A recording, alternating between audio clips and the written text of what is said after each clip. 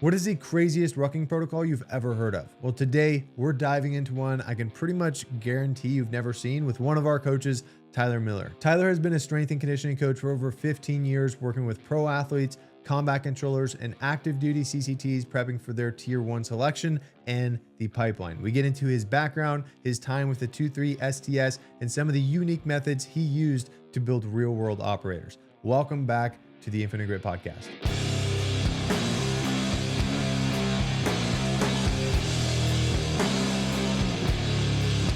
Welcome to the Infinite Grit Podcast. This is the show for those preparing to earn their place in special operations and other elite tactical careers. We break down the training, mindset, and strategies required to get selected and continue performing long term. These are proven principles to help you build the body, the mind, and resilience to step into the fight.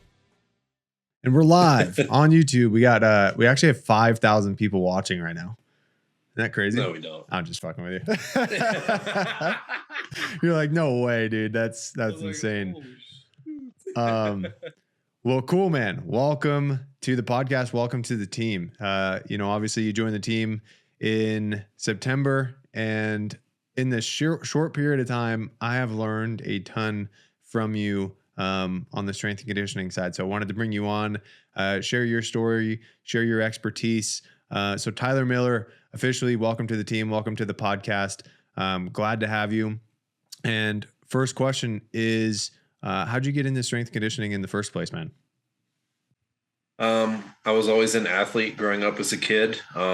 Hated school, but I loved sports. Same. And I kind of carried a discipline for me. Like, I'll do just good enough in school so I can keep playing sports. And unfortunately, it was like all the good things that sports brought, I soaked into that. So I was always an athlete, always loved sports.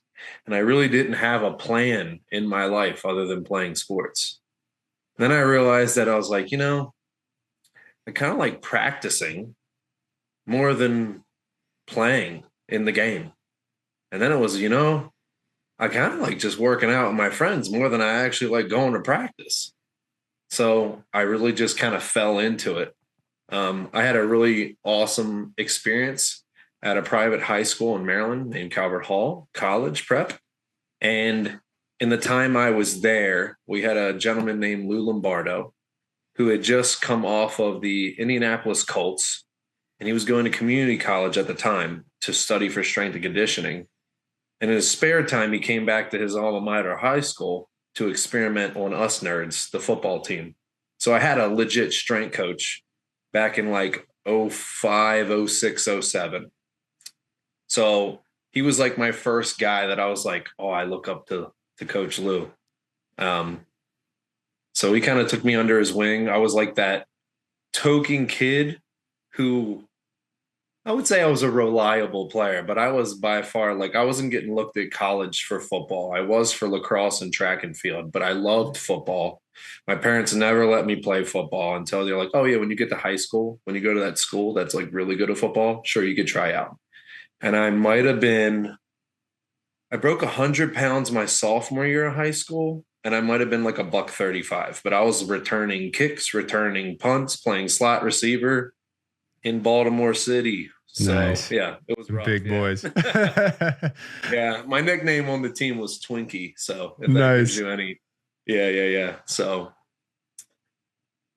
around the time that I was trying to figure out what the heck I was going to do with my life, we had this test in high school. And I remember like taking the test, and they were like, you'll be good at environmental services. And I was like, what the fuck is that? And they're like, being a trash man or something like that. And I look back at it and I was like, man, that'd be a sweet job. I could wake up at like 2 or 3 a.m., be done by 11 now that I'm mature. But I was like, no, I can't do that. And I was like, I'm going to be a Navy SEAL.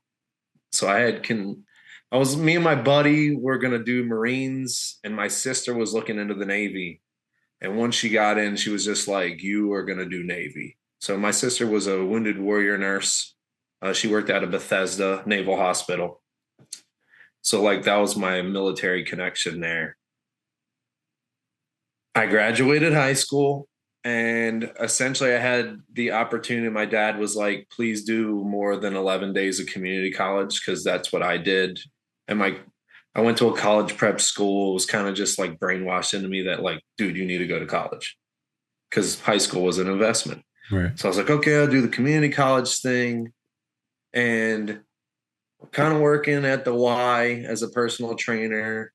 I'm working at a bar back at night. I'm also working at GNC on the side. And I was like, I'll go volunteer the time I don't have to start strength coaching immediately at the high school I graduated, because my mentor, Big Lou, left to go get a job.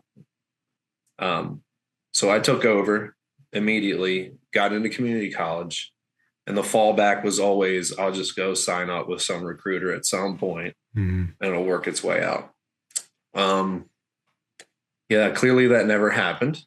I fell in love with it because I was seeing that I could make change, and we can get into like high school training versus college. For sure. But I was making a change in those boys for real. And I was also like, for the first time, stepping into like a very strange coaching figure, which is also like a father figure.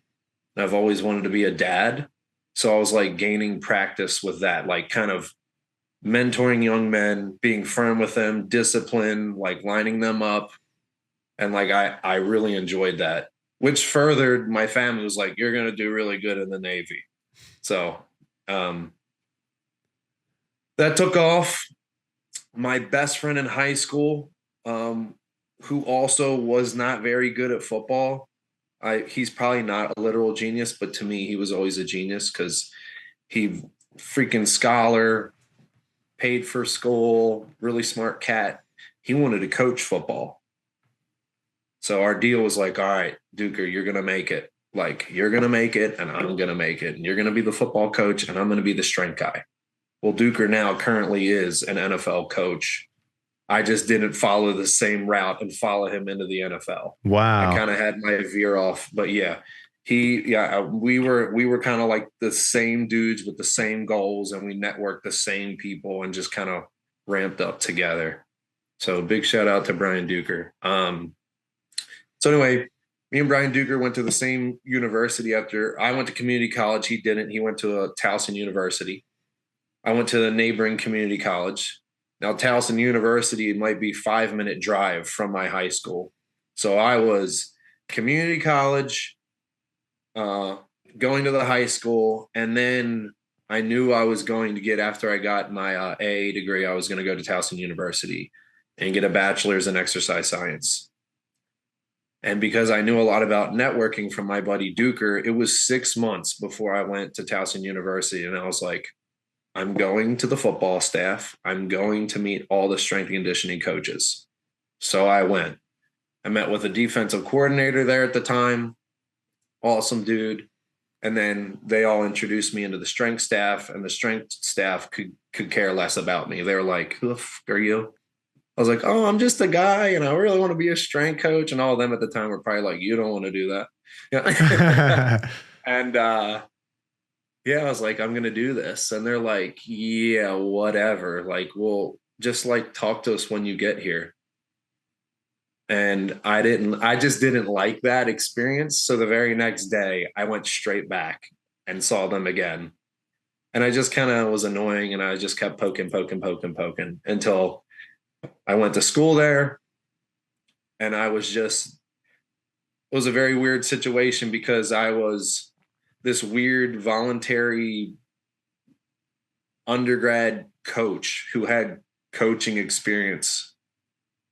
So much experience that as an undergrad, one of the coaches left to go to Notre Dame. His name is Hunter Trouchet. That was my into the military. So he went to Notre Dame. I'm still there at Towson University as a junior, and the school's like, we want to actually give you a job. Wow. I was like, I don't have a degree or a CSCS. And the school was like, we don't care. We're going to pay for you to keep your personal trainer's degree. We're going to say that you're studying to get your CSCS, and we're going to give you money. And we're going to make your office the same office as the coach that just left. And I was like, this is highly illegal. but I'm down. Yeah. So I was a full blown coach at an undergrad school as a junior. So here I am, like I commuted to school. So I just looked like I was a coach. So like the kids that I was hanging out in school with were also the athletes I was coaching. When I tried to go out at night, some of the student athletes were like, "Oh shit, there's coach!" Like, get the fuck out of here. So, yeah. That's hilarious. It was a weird dynamic. Like I became a coach quick. Yeah. The coaching tree that primarily was at Towson University at the time. We had a head strength conditioning coach. His name was Jesse Judy. We had a football strength and conditioning coach. His name was Jeremy Pick. Both of them came from Oregon. They were both with the Ducks.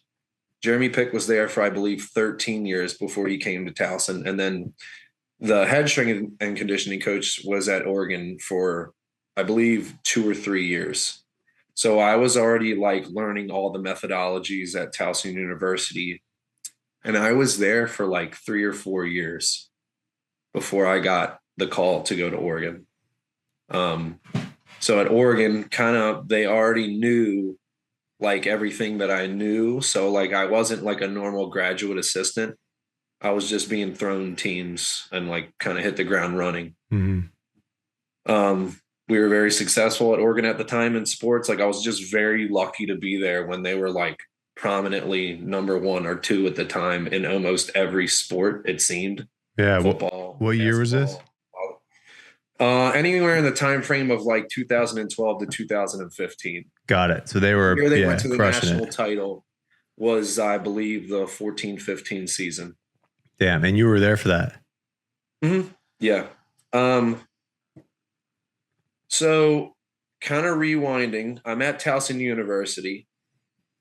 All these strength coaches that I was at Towson, they all became like fathers to me. Like I loved those guys to this day. My buddy Hunter went out to Notre Dame to be like the first collegiate lacrosse strength and conditioning coach ever. And I'm at his wedding back in Maryland. And he was just at the wedding. He was just like, "Hey, I'm leaving Notre Dame." And I was like, "What are you doing?"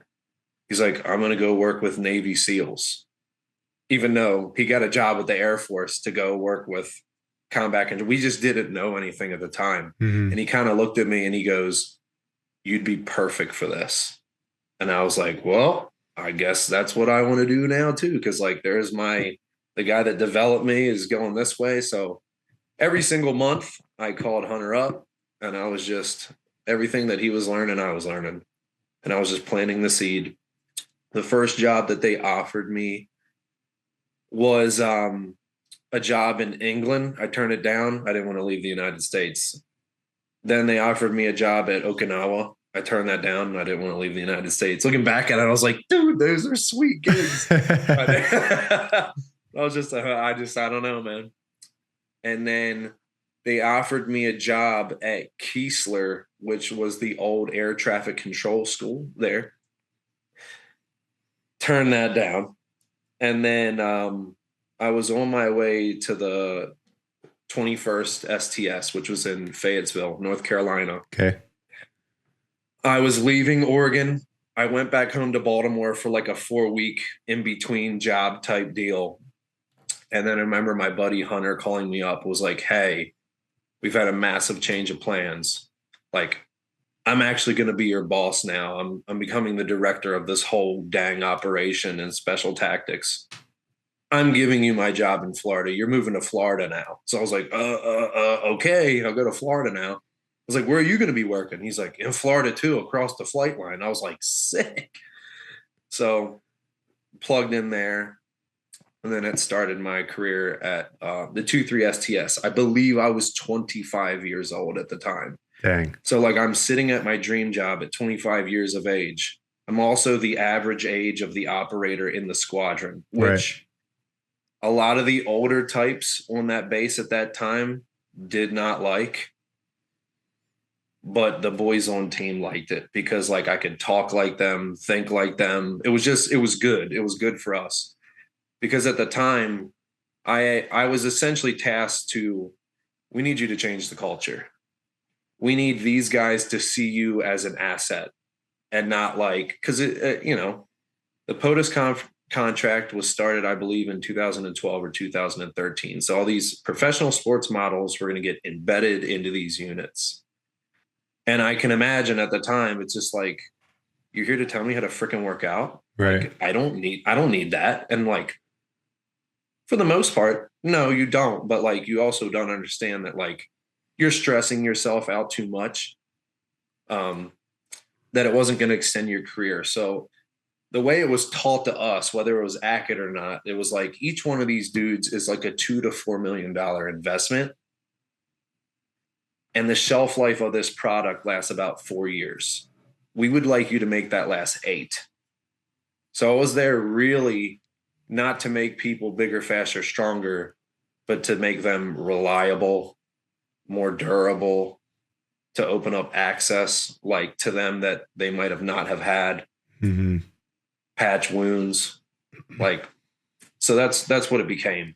So when you say, sorry, I don't mean to cut you off, but I want to stay on that point a little bit. You said they hired you guys and they made a big initiative to hire, collegiate level and professional level coaches to bring them in, train, military service members, special operations members to change the culture. What was the goal to change the culture from? Just like overuse, crush myself every day, to more smart training methods and longevity? They definitely want more. They wanted more of like a scientific approach to training, and essentially they wanted a complete optimization of the human weapon system. And they were going to do it through a physical pillar. They were going to do it through a spiritual pillar, a social pillar, and a medical pillar. So I was on a 9-man team. It was in the weight room, but it was me, a physical therapist, and an athletic trainer. And we were like the physical pillar. But right upstairs, like of the weight room, there was a flight doc, a licensed clinical social worker. There was an IDMT. There was a PA. There was a chaplain, and they were all there embedded in this building. They were called the resiliency team. So we were there for resilience of the unit. Initially, it was only for operators within the first couple of years. Then it became everyone at your unit. It did so well that across the DoD, I know it was a POTUS contract, so I know it was with NSW. I know it was with USASOC. I know it was with us at AFSOC. Yeah. But then by the time I was maybe 5 or 6 years in, the Air Force is like, we want this for the flyers too. And then I know the Army was like, we want this. We're going to start this whole H2F monster. Thor 3 and H2F, exploded. Yeah. So all that was originally from the genesis of the POTUS contract. How was it received by the operators when you guys started integrating it? And what are some of the things that you guys changed in the things that they were doing to get those results? I was so fortunate not only to have a coach come in before me, but to have it to be like one of my best friends to do it. And even though we spoke the same language and like we're essentially very similar as coaches, we're very different. My advice from Hunter was, bro, I want you to come in here, man. And I know how you are. Don't coach anybody.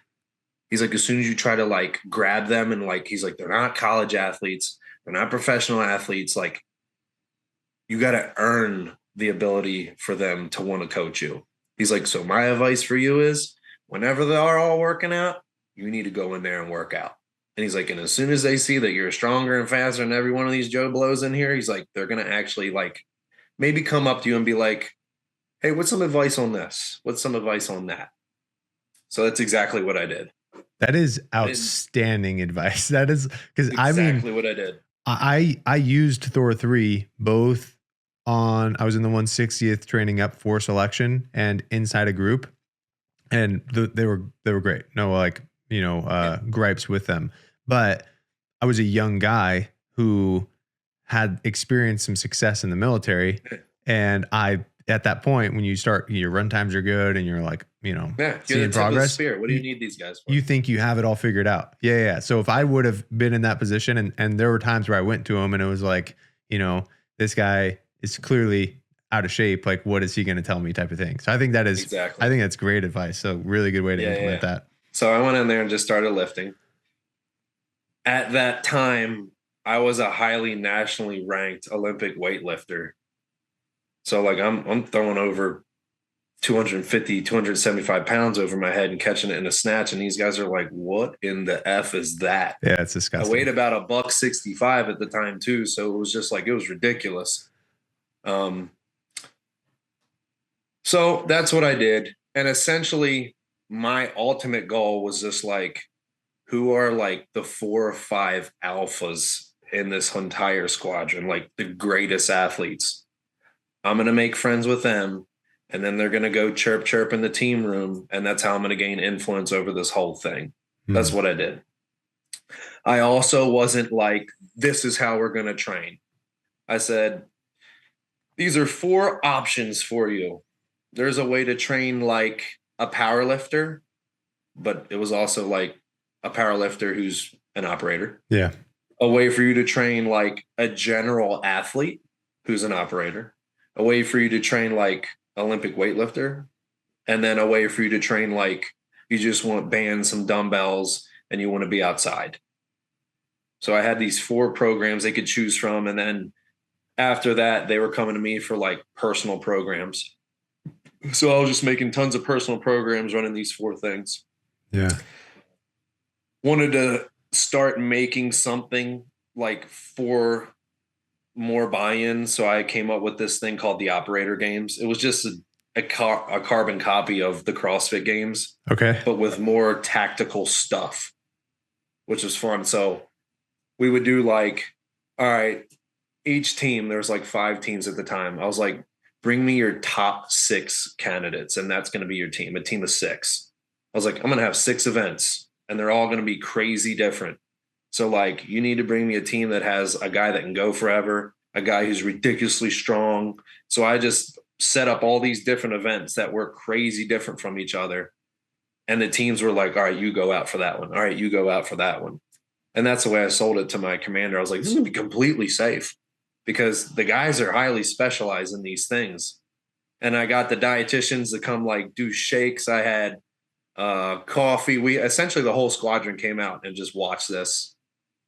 And then the winners got like a case of moonshine. It was hilarious. That's awesome. Second year, I was like, we're doing a full-blown team event with team objectives. That was like, take a 275-pound trap bar, run it through the base, through the pipeline, hit memorial push-ups, bring it back. And that like got squirrely. There was swimming involved with it, carrying boats. And I was like, each team member is going to pay $50. Each team's going to have 12 guys. Whoever wins getting all this cash. Damn. And it's like, then we're going to the bar on Friday night. My family was in town that week. Like, we just all partied at a local bar. We had like $2,000. It was awesome. So that's cool. like just crazy stuff like that. I was just like, what would I want to do? I want to do that. And then all the boys were like, that sounds sweet. So that's kind of how I did it.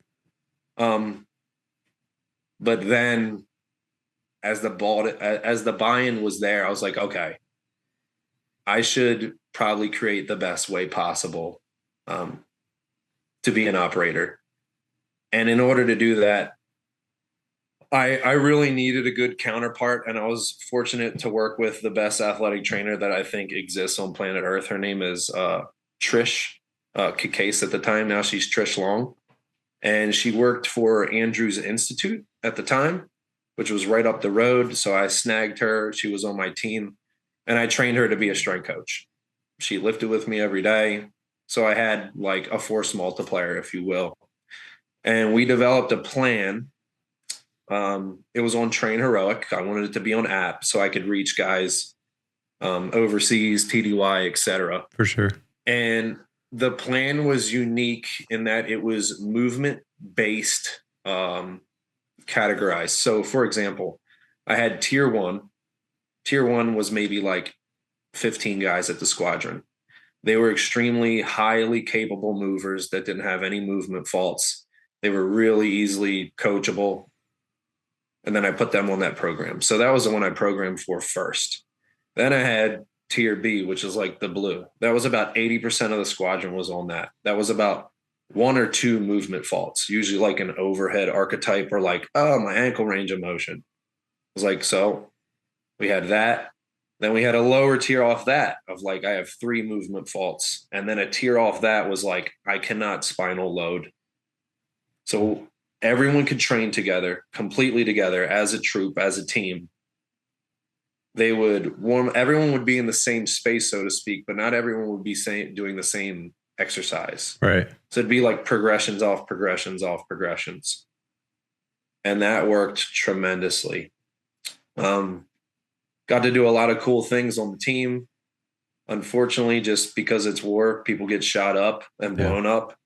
And I got to take care of a lot of important individuals.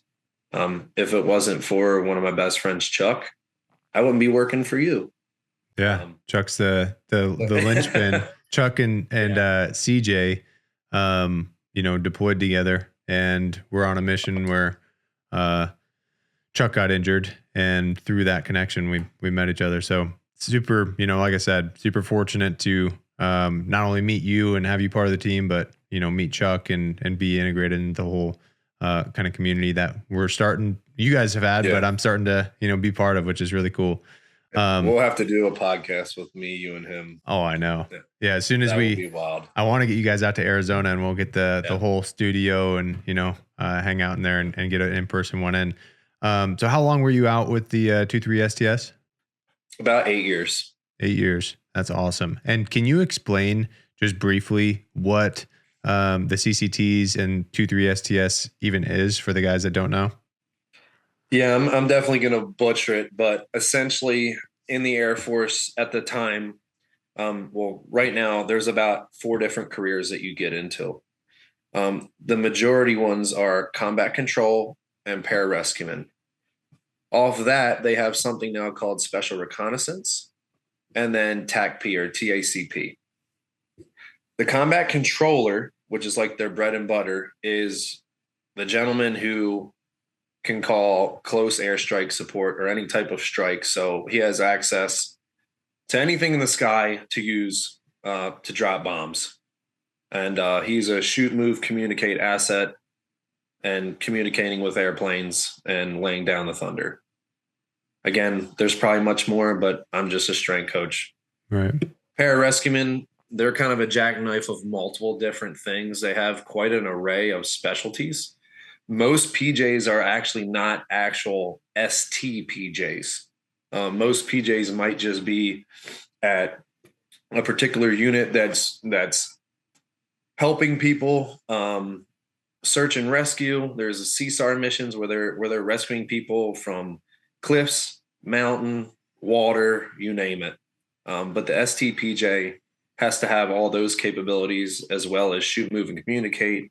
A lot of live tissue training.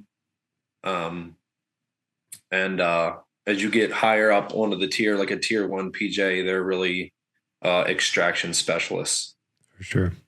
And then after your time in the 2-3, where'd you go? I was a contractor with the 2-3 STS, and then I got a government job, a GS job at they call it Special Warfare there, and that's in San Antonio, Texas. That's the schoolhouse that produces these jobs with the Air Force.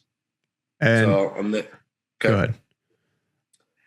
I'm a strength coach, so most of what I do is fundamentally the same. Like I'm teaching guys how to lift.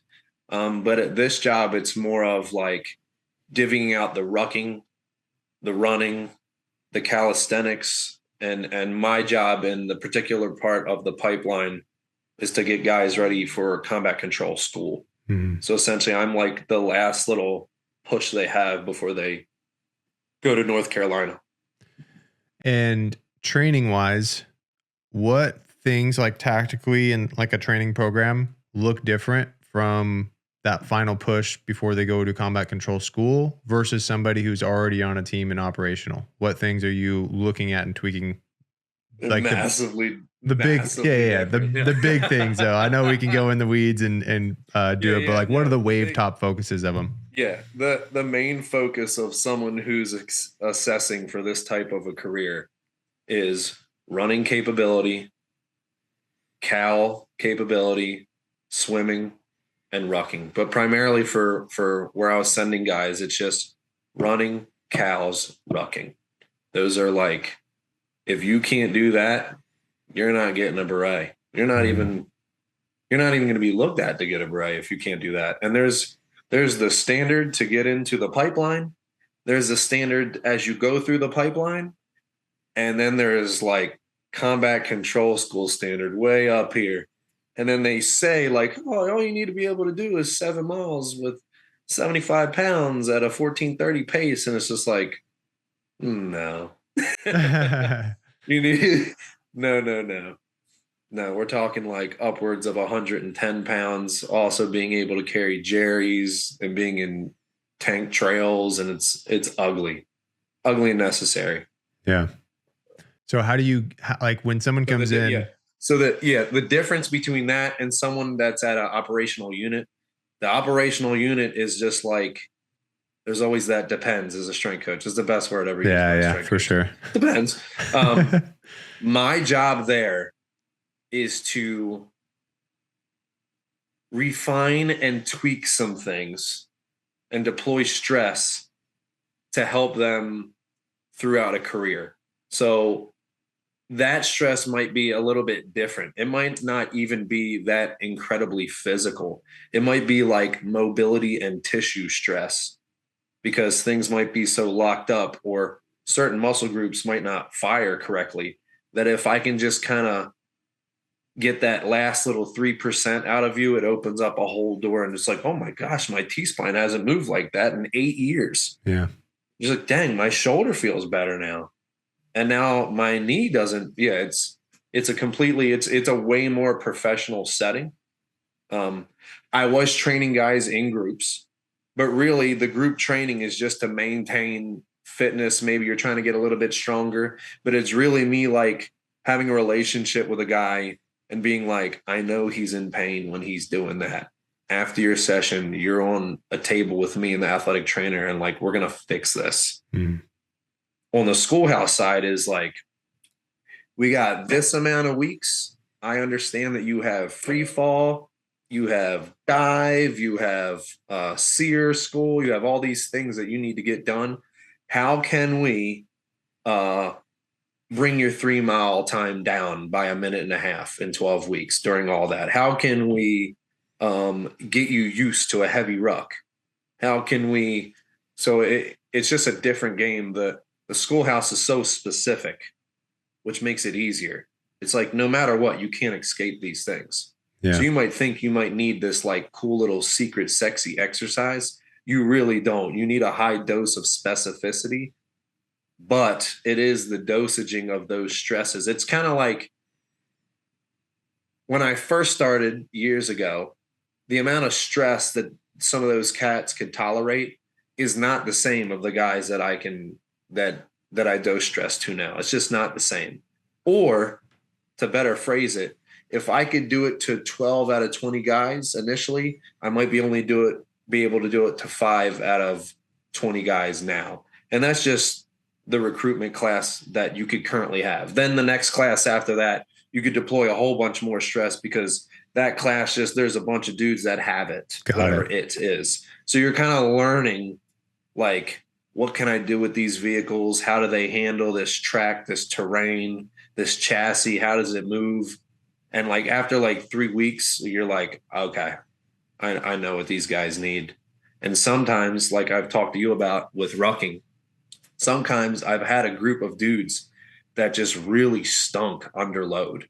And it's like, well, that stinks, because where you're going, you're going to get a whole lot of load. Mm-hmm. And for them, it wasn't big, intense that they needed. I found out quickly. I was like, hey, if we just do 75 pounds at 5 miles, and we do that every week, and we do that every week for 16 weeks, like, you're going to have such a solid base that when you go there, you're prepared. Some guys are like, I'm going to give you 100 pounds and we're going to do some ruck running with that. So there's just different groups that you can get away with different things. But ultimately, you're not escaping rucking, running, cows. Right. 100%. And I want to ask more of a tactical question because I know the dudes that heard you say it are going to, their ears are going to be pinging. They're like, you said, I know I have 9 weeks or whatever to get your mile and a half. Sorry about that. Mile and a half time down 3 minutes. So let's say you had to get someone's mile and a half time down in that period. What would be like a go-to just structure? You don't have to go like mileage pacing of those particular runs, just like a weekly overview structure for someone to do that. It's literally what we do here at Grit. No, I know. Well, we're gonna do so. Yeah, it's running is a unique sport, and that is you can be tactical with it, as in like what are the times that I need to hit to push that energy system development.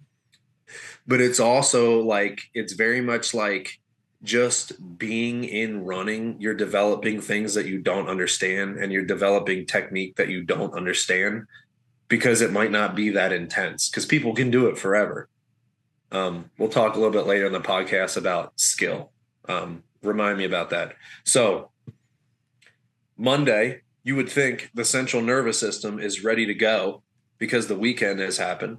And I found out at the schoolhouse on Monday, the central nervous system is about as taxed as it's ever been because, kids do what kids do. So I would always be like, all right, we're hitting a nice zone 2. You could call it LSD, and we're going to do it for time. We might potentially add in some singing to that or formation running to that. But essentially, like we're spending time on our feet for quite a duration, followed by a speed day where we're hitting intervals. I've always gone back and forth where I've gone short to long intervals, but recently I've liked the long intervals into short. So like, especially as winter comes, be like, start with a mile into 800s, and then we're ending with 400s because it just takes a little bit longer for that tissue. You don't want that rubber band too tight that it snaps early in the morning. Wednesday, we're going to hit a ruck. Thursday, we're going to do like the hardest running of the week. We're going to go 3, 4, 5 miles at like a really hard pace. So like 5 miles is like really where we like to set them up for success because they're being tested at the 3 mile. So we're taking them way beyond, but we're trying to have them hold a 7 to 7:25 to 7:30 pace, which is almost impossible when you're starting with the timeline you gave me. But by like 3 weeks out, they have it. And then Friday, we go back to more zone 2. Because I don't have them on a Saturday. Got it. So you got to squeeze all the running in, get the stimulus in within those 5 days. So zone 2, correct. Intervals, ruck. Tempo 5 mile run at that 7:20, 7:30 pace, and then zone 2 to finish out the week. Yeah. And then they go drink on the weekend, and then they come up on Monday all tired. Let's go. Yeah, fair enough. Yeah, that sounds about right. That's awesome, man. Yeah, I think there's, and this is like kind of I've kind of like I don't ever want to confuse guys with it. We talk about zone 2 training, and lately zone 2 training has been getting very popular. But it almost gets to the point where like guys think that they just need to go out there and do zone 2 training all the time. They can't do the harder runs. They can't do the intervals. They can't do the tempos, or they don't need to. And they're going to see those run times come down. Like you have to get that higher intensity work. And even like you're doing a ruck Wednesday into a tempo Thursday, being able to work through that fatigue is very crucial too, because when you're in the pipeline, you're going to have to be training back to back to back. So obviously teaching your body to handle that volume is important. Yeah. But also to play devil's advocate, most of the guys that will start up. So like, let's say you're like 6 months away. They're so eager to do that speed work. And it's like, dude, we don't even know if you can handle 3 weeks of this training. Like just pluck away and like watch this thing build. It's just like, dude, you want $1 million. It's like, I could give you $1,000 a week and we'll just keep making deposits, deposits, deposits, deposits. It's like, you'll be happy. Yeah. Yeah. That is a big caveat that I want to add to your structure is you were given that short timeline straight into the course. So that's like more for the guys that like really sandbagged going into their final prep. And they're like, oh shit, dude, I need to like, really dial it in. Rip it. Yeah. Cool, man. You told me to remind you about skill. Wanted to dive into that real quick. Yeah, that would kind of feed into like what kind of training I've done and what I'm currently doing now. Okay. So at Oregon, there was a gentleman by the name of Jimmy Radcliffe. You can give him a Google. He was like the pioneer of strength conditioning on the western side of the United States and pretty much popularized plyometric training in North America.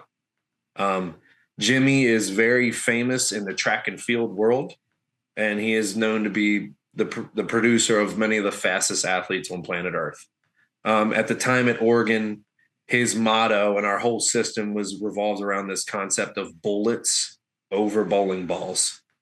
And he's like, I want to turn you into a bullet. So everything was very nervous system base, speed predicated base. A lot of my training and knowledge is very track and field heavy, based primarily along like force velocity curve. If you've ever heard of that, I could nerd out on force velocity curve for like an hour. Okay.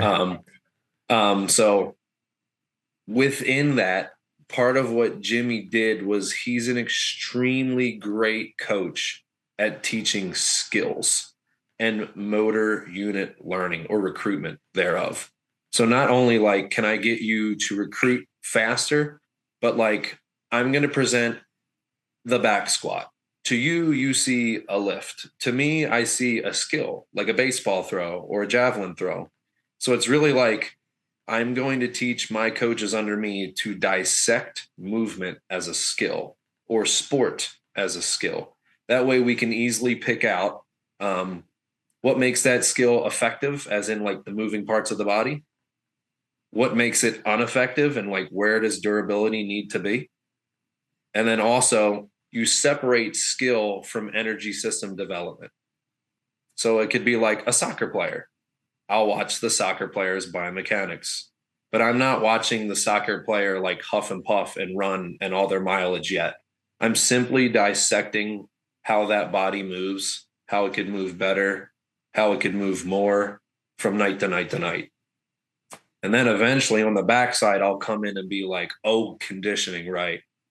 Because if I can improve skill, I've already improved economy, which is going to have a secondary effect on conditioning. And that was kind of his motto. So like, I didn't study biomechanics at an extremely high level, but like I can talk like one. So that fed into me like being obsessed with like high skill sports, track and field, like javelin throw, gymnastics, sprinting. And then ultimately I got talked into doing Olympic weightlifting. My buddies at Towson at the time, Olympic lifting was part of the programming there, and I didn't know nothing about it. So I was like, hey, coaches, like, can you teach me how to do this Olympic weightlifting so I don't look like a fool? And they were like, yeah, write up a program for yourself since you're going to be an Olympic weightlifter. Is like kind of a joke to learn. Bring us the program and then we'll talk about it. And I was like, dang, I just want you to watch me try to do a thing. And it like but what they were doing was awesome. Yeah. So I was like, okay, I'll write this program and I'll train like one for 4 weeks. And then after 4 weeks, my buddy Hunter came up to me. He's like, dude, you're like good at this. And I was like, really? I'm good at this? He's like, yeah, man, you can snatch 200 pounds. You've only done this for 4 weeks. So I was like, okay. He's like, you should go do a meet. I was like, okay. So the old coach at the time, Coach Pick, he was like the old legend. And he was like, I'll coach you. And I was like, really? He's like, at the meet. And he's like, give yourself an entire year. I was like, what? I was like, I'm going to go compete next week. He's like, but then you won't learn anything. Yeah. He's like, I want you to build me a program for an entire year. We're going to find the exact date that this meet happens. And we're going to peak you for that date at that time. And we're going to work backwards in time. So he's going to teach me periodization. Nice. Which ultimately led, once I got to Oregon, I was already trained up in what's called quadrilennial periodization, which is training an Olympic athlete for the quad, which is the 4-year cycle of the Olympic Games. Wow. And then you can then you can start nerding out of like, all right, this is his 3rd Olympic game. And then you work back. So it's like, all right, I have an Olympic gold medalist javelin thrower that in 4 years in Paris needs to throw this javelin at this time of the day. And I will start building my program now for that time and space. And I'll work backwards. That's crazy. Start slanging out macros into micros into weeks into blocks so like that was my expertise. Yeah, that's badass. Yeah. Which helped me once I got to the 2-3 and prepping guys for 2-4 assessment and selection. Yeah. But I still got to talk about what I like to do when I lift weights. So I got into Olympic weightlifting. Got recruited to be on a team called East Coast Gold's weightlifting. And then from there, got a lot of friends in weightlifting, and it just kind of took off. It took off really good. I lifted for Oli Concepts was with Maddie Rogers at the time. I've lifted with Juggernaut Strength Systems. And I think I went back to East Coast Gold's towards the end so that I could retire with the person that like developed me the most. That's awesome. Yeah. So I definitely did that for over a decade. And the highest I was ranked was 7th.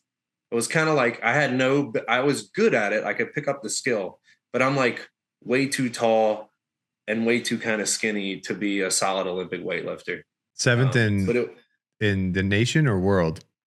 Oh no, dude! If it was 7th in the world, I was like, "Damn, dude, that's you're competing against the Russians and all." That's cool.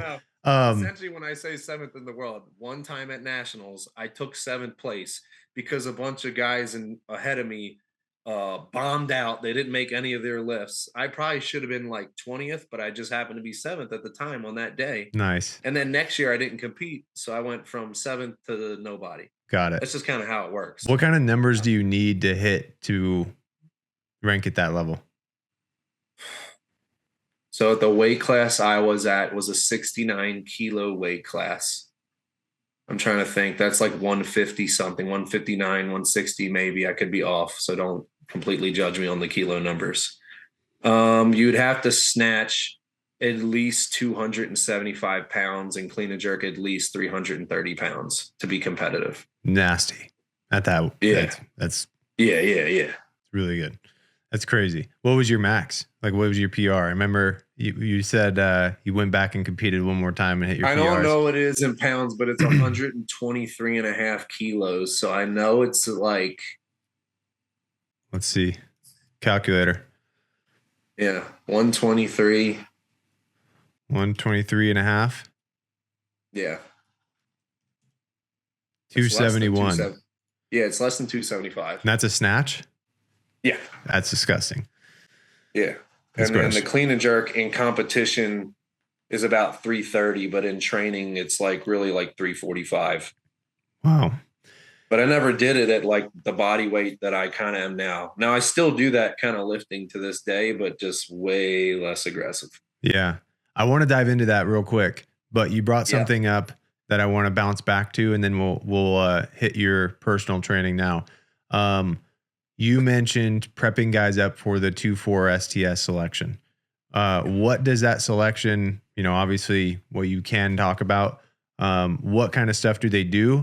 And I actually remember from your resume, you implemented a program to get a very high selection rate in that. What type of stuff did you do for such a high, pass rate of that selection? How long you want this podcast to be? As long as we need to. Okay. I think this is something that guys will get a lot of value out of. Yeah. So the 2-4 assessment and selection when it was approached to me, like a guy was like, "Hey, can you build me a program for this?" I was like, "What is this?" Like I was already at the 2-3 for a couple of years. I was like, "What's the 2-4?" They're like, "Oh, it's like the secret squirrely stuff." And I was like, "Oh, okay." So I went to go look up information about it, and everyone's like, "Oh, we don't talk about it." So I was like, "Well, how the heck can I?" So what happened was like, "All right, dude, I'll help you out." I have no idea who this person was, but I knew it was like the first person. And I just kind of wrote him like a good program. Like I was like, "Okay, you got to ruck a little bit, blah, blah, blah." And he came back. He did pass, but it wasn't because of me. That guy was just a stud. And I knew that he like wasn't supposed to talk about it, but I was like, "Dude, let's go out to sushi. Like, let's celebrate this." And he was like, "All right, dude, let's go." So we went out, and I was just like, "Dude, you tell me everything you know about what you can tell me about." So he was just like, "Okay, man, there's this one event, and then there was this other event." I was like, "Okay, so it's event based." He's like, "Yeah." But the crazy part is like the cadre don't talk to you at all. They just kind of like pencil things down. They don't say a word. And he's like, it's really super strength oriented, like really strength oriented. And the physical stuff is just to get you into a place where then they can start evaluating you on like job specific stuff, Got it. scenario type stuff. So it's just like, are we training for the physical thing? And he's like, yeah, because the better in shape you are, the better you'll do with the work stuff. And I was like, okay, we got something here. So at the time, the people that were coming to ask me to go to the 2-4 were a lot more seasoned at the unit, had a lot of rotations, really good dudes, really good operators, a lot of barnacles on the chassis, if that makes sense. Just like a lot of stress on the body. And I was like, dude, I got to get you ready for like heavy rucking, heavy jerrys. Like, how am I going to do that? And at the time, we were getting spun up on all this BFR technology, this blood flow restriction stuff. We had Dr. Johnny Owens come and teach a course on how to use these machines, their capabilities. And like right at the very end, he's like, "Oh, we're doing some cardiovascular like protocols on this thing too, but like more to follow." And I was like, I'm going to start experimenting right away. Cause like, yeah. Let's go. I'm going to just start playing with these things. And when I found out, it was like, man, I put a guy on there who needed to, it was like one of the dudes that worked at the maintenance vehicle shop. He's like, "Coach, I just want to pass a PT test, but I got like a bum leg, blah, blah, blah, blah, blah." I was like, "All right, come walk on these BFR sleeves every day for 20 minutes for 2 weeks straight. And then I'll retest your run test." He was like 5 minutes like better. I was like, what? It was insane. It was so insane. I was like, this is a fluke. So then I started hooking more people up to it. And I started seeing not as crazy results because that guy was like, yeah, I don't even think he passed his PT test, even with what I did to him.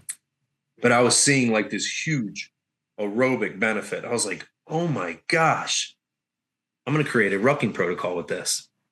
I'm going to load guys on a treadmill, crank an incline up, have jerry cans sitting on the sides of this treadmill, and we're going to ruck every day for 20 minutes. And if my program is 18 weeks long, I only want 6 real rucks out in the land, which seems crazy. Yeah. But I was like, all right, you tell me if we ruck 20 minutes a day, 5 days a week, and we rack that for 18 weeks, how much time have we actually rucked? I was like, a ton. So that's what I did. And I had like 40-year-old guys going to assess for the 2-4 that would run the freaking ruck. They would run it. And they were just beasts. So started getting phone calls from the 2-4 about how good these guys were doing in selection. And they were like, "We want to fly you and your athletic trainer up here." Cause like the people coming from the 2-3 are not the same coming from the different squadrons. Like, get up here. So I went up there, met the guy who kind of like runs the thing and got to kind of watch videos of how it works. got to be in some of the team rooms at the 2-4. I already knew a lot of the guys up there. So it was a great, like, I don't know, it's like 3 or 4 day TDY. And essentially I showed him the plan of what I did. But what I'm not telling you now is I kind of use those quadrilennial periodization skills and like went, okay, we'll do 18 weeks. We'll do 18 weeks. And if I know I have a guy, I want these troop leaders or these element leaders to like understand that like I get playtime with these guys for 2 hours a day. I was like, so if they're going to sign off on your packet to go up there, I was like, we're going to make this right with them first. So like, it's not going to look like, hey, he's just going off and working out, trying to get to the 2-4. So kind of had things in play for them. That was good. And I did a lot of things there that were kind of how I told you, like, hey, we have a 3-mile run test, but like, I'm going to train the 5, which is kind of like simple, but it works. So I know one of the events, it probably isn't there anymore because it's been a long time, was a 275-pound trap bar carry for just maximum distance. I think you got 2 drops. So I was like, okay, I'm training dudes to walk with 405. I don't know how, and it sounds ridiculous, but I was like, I'm going to train dudes to walk with 405. So I would have guys that couldn't even trap bar deadlift 315, but by the time they were done with me, they could walk 50 yards with 405. They could lift it and then walk 50 yards? And walk with it with 405 in their hands. And just like, we're going to get good at this. A lot of like building up, ramping up, shedding. I had like this special tape. I would tape their hands. I was like the freaking pit crew when it came to like those events, because those were the type of events that they were being tested on. Right. So I saw it as like a sports specific skill. I was like, oh, the cool, sexy stuff. I guess that's what we're doing now. And we would always do it after a lift. So we would still strength train. So you do it fatigued. Oh yeah. Yep. And then kind of learning to operate and then run off of fatigue legs was kind of also something I had built in there. But just because of the assessment, the amount of rucking we were doing every day, there was hardly no running in that program. Got it. And guys were highly successful, but like, it wasn't me. It was just all the BFR. So yeah. So you would have them on BFR on an incline with jerry cans for 20 minutes a day? What would the ruck weigh? So the carries came a little bit later. First it was, so I would occlude your legs starting at about 60%. Okay. So you would learn to ruck with about 40% of blood in your legs. And the cell signaling to your brain that your legs are going to fall off is what sends that IGF-1, that crazy hormonal response that creates like all those changes. But the feeling is awful. Yeah. It is completely awful. The whole time you feel like your legs are falling off. And we're doing that 20 minutes every single day for 18 weeks or 5 days a week. So like you just get retarded, stupid. I can turn my brain off. I can handle this. So we would start at like a regular incline, and then I would just start creeping it up a little bit. And once that was done, I had noticed like their calves, Achilles, like it's all being like way more resilient than it would be if we just went out and started smacking pavement. Now, most of these guys are older at the time. Right. So it just worked. It played into the program. And then I was like, well, on Wednesdays when we do this, I'm filling up these jerry cans and I'm sitting them on the side of this woodway. And I was like, and what we're going to do, we're going to pick it up and walk with this sucker for 1 minute, drop it. We're going to walk for a minute, pick it up for a minute, drop it for another minute. We would just do crazy intervals until we would build up to where like by week 10, you were just carrying kettlebells the whole time, every time you did it. Cause you were just like, I got it. Now I'd be taping hands up every day. The amount of tape that we ran through was disgusting. Yeah. But dude, it was worth it. Ripping skin. Yeah, because I looked at those dudes as a different breed. Yeah. Like the most I ever trained at a time for a sexual selection was like 4 or 5 guys. But like they all kind of knew, and everyone at the unit know, like, oh, they're professional athletes now. Like that's all they're doing. Right. Like, clearly they're gonna still do stuff on team, but it was like that is their goal. So yeah, man, That's badass. That's super it's very interesting. unique. I would love to be able to test that because I've never even heard of the restrictive training for rucking. But Yeah. So do you know about the BFR cuffs though? Like I know about them, and I know of so they were started with a shock trauma unit. So like the helicopters that fly to get to the hospitals, it was the first revolutionary. It was a tourniquet that could zip up on there and keep a limb from like a motorcycle accident on until they had to get into surgery. And then they noticed that like it was doing some other things. So this Dr. Johnny Owens, who was like had a sports background, was like, I'm just gonna start testing. And then the first thing, it was all muscular strength and muscular growth testing that they were doing. okay. Most of the protocols that they did had to do with hypertrophy, things of that nature. And it wasn't until things were running for several years that they start to see all this like capillary function and enlargement and HRVs like moving up. It was very strange. But fast forward, that all was happening at the 2-4. They started buying a mess of them.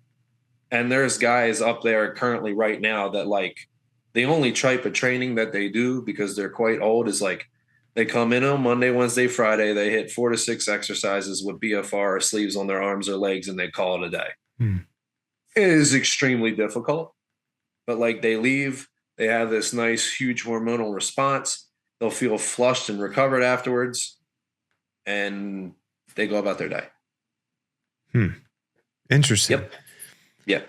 It's only going to cost you about $30,000. You need for the Owens units. It's dude, that guy's making a killing. It's 30 grand for one unit. We needed 2 because you have 2 legs. You needed a medical license, so I had to get like my physical therapist to buy it. I couldn't even buy one of those bad boys. Owens Recovery Science. Now, since that time, because he was kind of the first, there was a Katsu model, but he was essentially the premier here. Since that time, there's all kinds of BFR things that you can buy that are way more cost affordable that guys can use. But those things were prime. I'm gonna look into that. That's freaking cool. Yeah. We're 15 grand a piece. It was some, I don't know, 30,000. Just, I remember that number. Yeah. Looks about right. Badass. So obviously you retired from the weightlifting, and now what does your training look like? What are you training for? How are you maintaining it?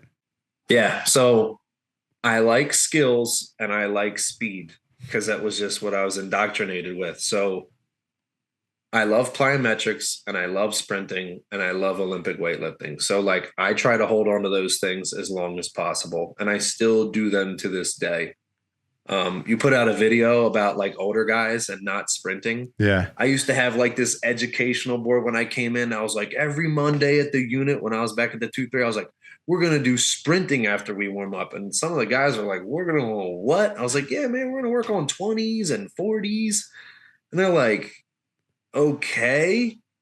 And I was just like, guys, I'm helping your careers out. Like I'm helping all these. And they're like, hey, you're nuts. But over time, they're like, man, I do feel like younger again. Like I feel like if I go play a pickup game of basketball and I'll blow my freaking Achilles out because like I've had that exposure. Yeah. So that's kind of where I'm at. Because I like gymnastics, things of that nature, and Olympic weightlifting and track and field is so mobility based. It's these crazy end range positions that are highly skilled that you have to get into. So you spend a ton of time doing mobility work like a gymnast or a dancer or Olympic weightlifter would do. So like at the time when I was living like a professional athlete, I can honestly say 20% of my entire day revolved around mobilizing of my body, which is crazy. But most Olympic athletes are like that. Yeah. Because it's just part of it. And then it comes into the whole psychological aspect of like I must feel good to output extremely well. It's kind of like a car. You have to tune it just right for it to just hit that one little. So you could see like a professional swimmer, they're going to get massaged before every practice because like they're super high level. That car just, it can't do what it can do unless like everything's tuned, the muscle tone is exactly right. And then because once the tone gets correct, then the brain goes, oh, we feel good. Now we can go. But as soon as the brain senses like a pain, because you're not playing against anyone, there's no like external stimuli. There's not someone trying to tackle me. Right. That it's just, my nervous system like won't allow it to happen. It's like the central governor theory, essentially. Correct. So track people are really like weightlifters are all that. That's why most of them have like a manual therapist on hand. And when you say mobilizing for 20% of your day, are you stretching? Are you all of it? Really? Rolling on the balls, rubbing my body. Yeah, you can ask my wife, dude. When we first started dating, she's like, why the fuck are you on the floor all the time? I was like, oh, I don't sit on sofas, man. I was like, my hips, I can't be doing that. So I'd be like in these little hurdler positions while we're trying to watch movies or like family be over. I'd be rolling on a ball over in the living room. Just like, yeah, this is what Tyler does. He's a freaking weirdo. Honestly, that's a habit that I think most of us need to incorporate. Yeah. But I loved it because I was like, I can do it and no one else will. And I'm only good at this. So like, here I go. And it just like kept it going. So yeah, I did all that. And then I got into this Instagram account of Range of Strength. And I was like, dude, this guy is crazy. He was an ex-powerlifter that turned into someone that like went and studied martial arts. So he can do like all these crazy splits. And I was like, man, that's cool. And like, clearly I was the guy that could snatch a bunch of weight, but like I couldn't do a bunch of pull-ups. It's not like I could go run a mile. I was like, I couldn't do that because if I did that, it would sacrifice training for 6 weeks. Just that one little dose of stress. I was at the time of me being super peaked, I was a party trick. That's all I was. I was not capable to do a damn thing except snatch weight fast, which was like, that's what I wanted. Yeah. That's what happens at the highest level. You become, my personality kind of goes into it. It's like, you are an inch wide and a mile deep. That's what you are, which is not what operators should be. Yeah. Operators are the complete other opposite. Yeah. So I saw this guy and then he had a video out and it's essentially, it was Major League Baseball. It was ice hockey. It was wrestlers and all of them. There was all these pictures of them being in splits in the game. So you can imagine that first baseman, he's trying to grab that and he just rips into a split. It's like, holy crap. He's like, see, these athletes have access to this. And if they don't, when they try to do this, they're gonna get hurt. So you should just practice these positions. Maybe you can look like, a martial arts master, but you don't need to. You should just have access. And I was like, oh, I kind of want to try this. So then kind of call him up, tell him who I am. And he was just like, I'll give you the year on Trainerize. That was my first experience with Trainerize. Yeah. So I'm plugged in with him. And he was like, I need you to run through these battery of tests. And they were crazy tests, like wacky stuff. I'll have to do a whole nother thing when I come and see you. Yeah. Of like, most of it was like basic level gymnastics, like a bridge where you're like on your hands and you're extending out, handstand ability, pistol, like just different stuff. But like now I can take a barbell in a snatch grip and whip it and do shoulder dislocates with a barbell. Just wow, that's crazy. Yes, because I have the access now, which like I couldn't even do that when I was an Olympic weightlifter living here. What kinds of things did you do to get that access? The pullover.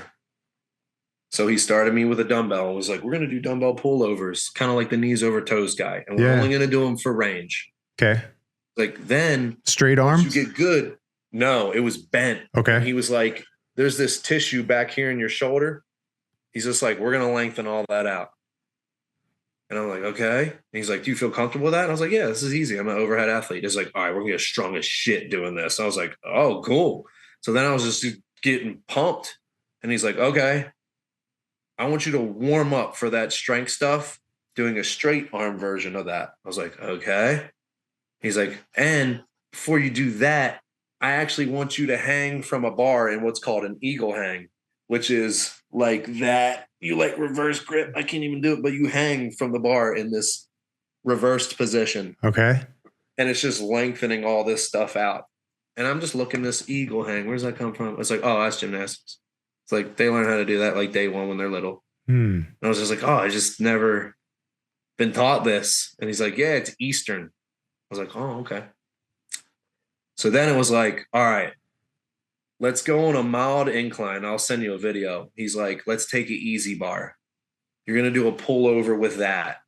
I want half of your back to be off the bench. And we're going to strap in your ankles with a belt. So you can't get out.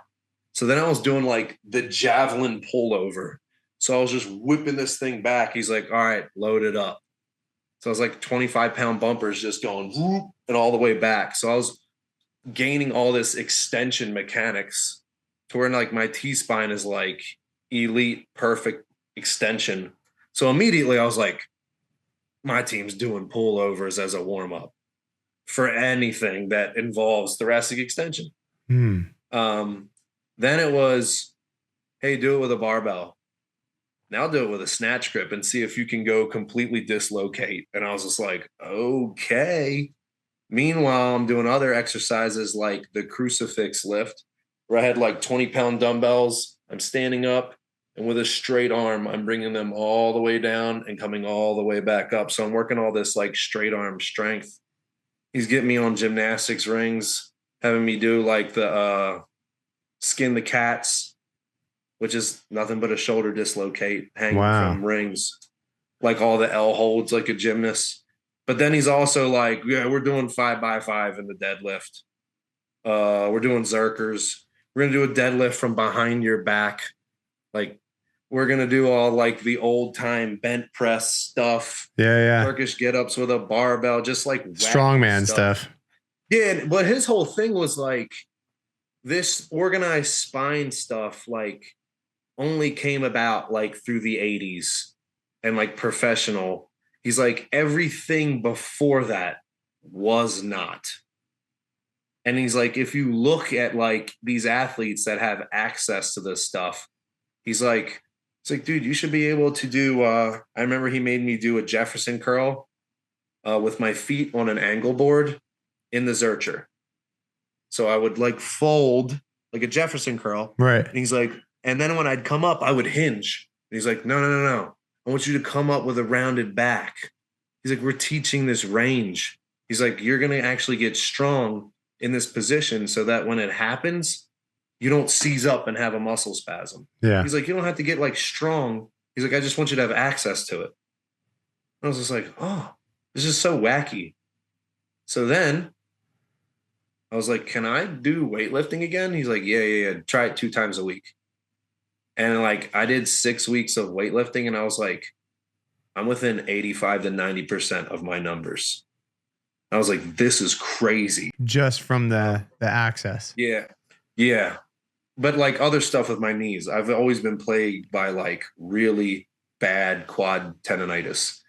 And I like couch stretch for like 6 months at a time. And I have the mobility, but like, I just get it. And he was like, oh, you need to be doing like crazy sissy squats and crazy pistols. So like he started me off doing body weight squats on my toes only. So it looks like I'm wearing stiletto high heels and I do squats. And then he would teach me to duck walk. Then it would be like, hey, do a pistol squat. Can you do a pistol squat on the ball of your foot only? And I'm like, dude, that's insane. He's just like, learn. So I started applying all this stress, like just very old school type stuff. And it just gave me access. So yeah, now I'm sprinting again, trying to get like Claude Van Damme and have a gnarly splits. Do you feel better? Like, are a lot of those pains gone? Yeah.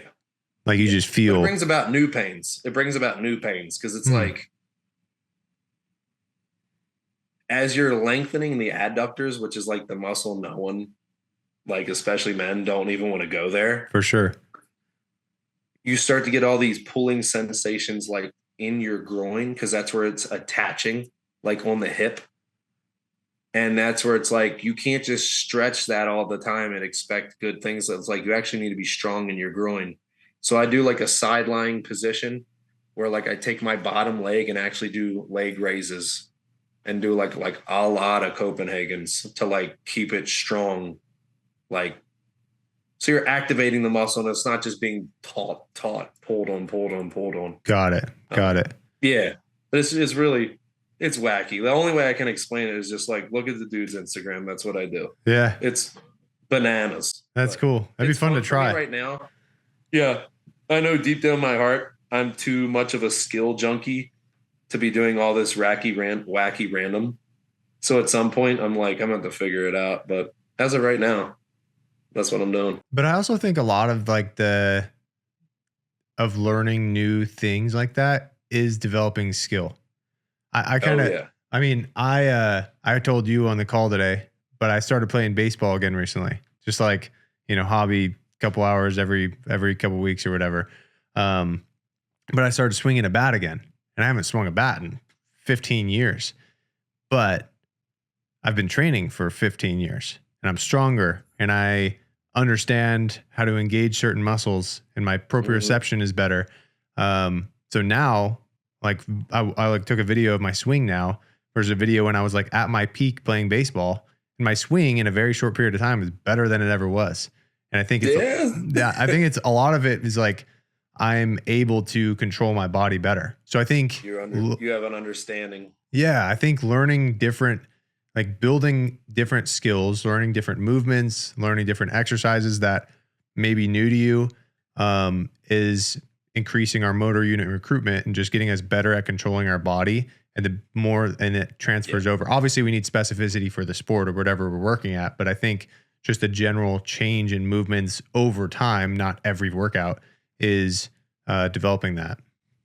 Yeah, for sure. 100%. No, that's sick, man. We'll have to get you out to Arizona and we'll try one of these wacky workouts. Yeah. It's like it's weird because it's like not something, especially in my personality, that I think it would be like in my wheelhouse. But like right now, I'm just rolling with it, and it's pretty cool. Yeah, it's good to try something new like that every once in a while.